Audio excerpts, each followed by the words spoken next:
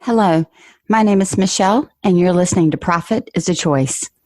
Years ago, employee reviews were done yearly, and they were so very formal that most people entered with some form of fear, even those who were high performers. Why? Because you never knew how they were going to go. And the sentiment was at the time that reviews were always done in favor of the company. Listen in as I break down how to do a mid-year review well with each of your team members, why this is important, and how to balance the scales between what the company needs and what the employee needs. I'm a firm believer in taking care of our people. If we care honestly for our employees, they will care for our clients. They just will. As we dive into doing reviews of any type, whether it's a mid-year review or end-of-year review, let's do it with the focus of coaching, leading, and educating our employees so that they grow and thrive, which ultimately benefits our clients. And this focus will create a great advantage for the company as a whole. All right, let's get started.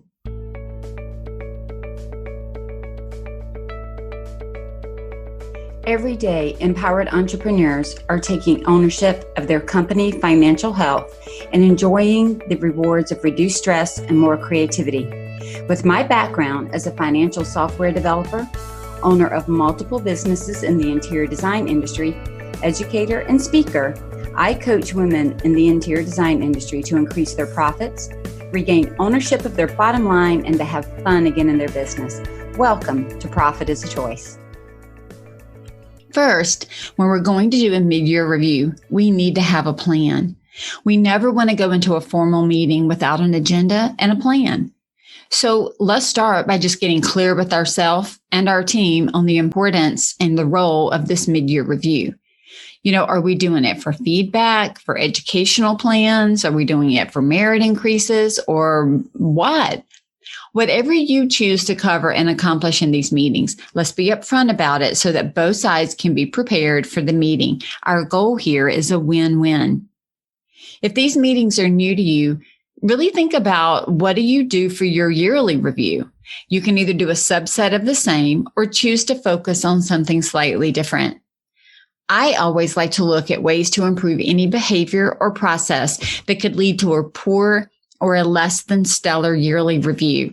And this gives the employee time and the company, truthfully, to change direction or add in education. I believe it's also important to get feedback on how the company is doing from a team member perspective. My hope is that you're doing more of the 15 to 20 minute check-ins that we've talked about on other podcasts, monthly, so that neither you nor your employees should be shocked in this meeting. Like, there should really nothing come up that is just blindsiding if you have been in communication all along. Secondly, after you have a plan of what you're going to do and how you're going to tackle it, create questions to gather information that you might need to discuss and send it to the employee in advance so that they can give it their time and their attention. I know that I am quick thinking on my feet. I could probably give you an opinion in a minute flat, but not everybody can do that. And even when I go back later and rethink about maybe a conversation, because I'm able to think about it more quietly, often I might think, oh, wow, I wish I had said this, or I wish I had said that, or here's another example. And so I want to ask you to allow your employees time so that, if there's a deep question, nothing is sprung on them. And then, give them a chance to be able to answer thoroughly and thoughtfully. Encourage your employees to also create their own set of questions and to share them with you in advance so that you can be prepared. Here's just a subset of questions that you could ask, or that might spark an idea for other questions that you might want to ask. This is certainly not an exhaustive list. It's just a place to get you going. So here are a couple of questions. How do you feel you're doing in the job that you have? What is missing for you to do your job, or what do you think you might need to do it better? Are there any processes that are holding you back or that you think can be improved upon? How? How do you think the team is functioning as a whole? Are there areas to improve? How do you think we can serve our clients better? What are your goals in your role and in this company? What's the next thing you're hoping to learn or master in this industry, in your role, or in the firm? Where do you see opportunities for our firm that we're not currently taking?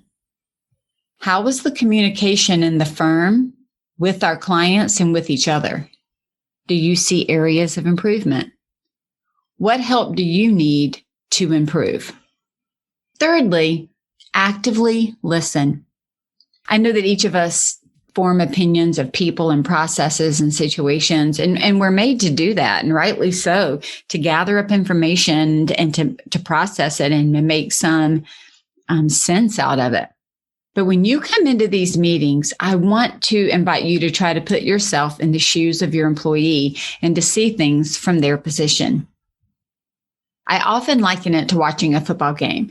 So you may be at the football game and you're at midfield on the 50-yard line watching. Somebody else could be at the same game, but they could be in the end zone or on the opposing side at the 50-yard line. I promise you this, you may be watching the same game, but you're going to see it differently. So I want you to try to sit where your employee is sitting and invite them as appropriate to sit where you are. This is a form of active listening with empathy. It allows you to see things from their perspective. Also, remember, you have access to different information. So as an owner, a manager, a leader, there are certain things that you know that your employees don't. And your employees, they know things you don't. They know what's happening at the ground level. And so you each have a different vantage point coming into a conversation about a topic. Answer constructively. What you don't want to do is point fingers, but give examples as necessary.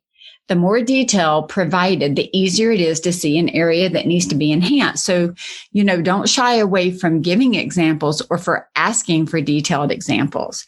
Then we'll know what we need to focus on either to change or to celebrate. This isn't a time that we want to just gloss over constructive feedback. That's exactly why any areas of concern need to be noted and detailed so that active listening on each side can occur. Fourthly, create an action plan from the meeting. If goals need to be reset them. If processes are broken, create a timeline and an action item to dissect the problem and correct it. No matter what the outcome is, create a plan of attack. Share this plan with the team member and hold each other accountable to getting it done. As always, these meetings are confidential between you and the team member that you are addressing.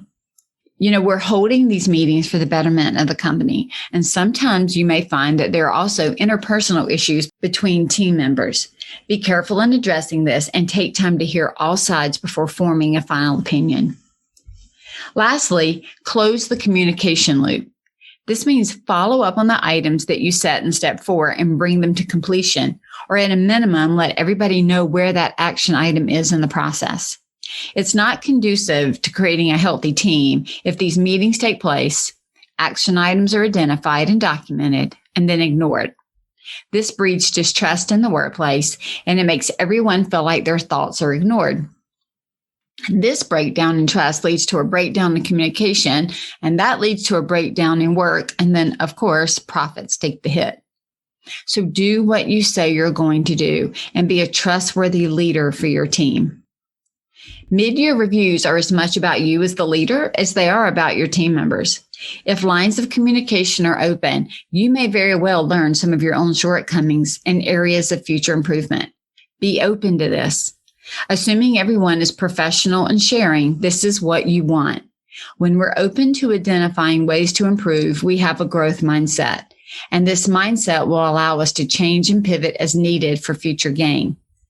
If you have done a company SWOT analysis, having a mid-year team meeting after these reviews could be really helpful to gather and look at that SWOT with new ideas and options to move forward, and then update it as needed.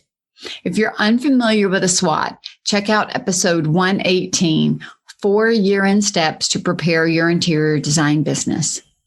This mid-year team meeting may also be a bit more formal than your normal weekly meetings. So perhaps have it off-site and do some additional planning. We'll look more at mid-year goals in our next podcast this month. But for now, take time to know your employees, keep in direct communication, Let them know they are important to you and to the business. Solicit their feedback and then do something with it. Be the leader your team needs. This takes time and it takes great intention, especially when there's a lot of work coming in like now. But time and energy spent building up those that make your business run successfully is an investment worth making.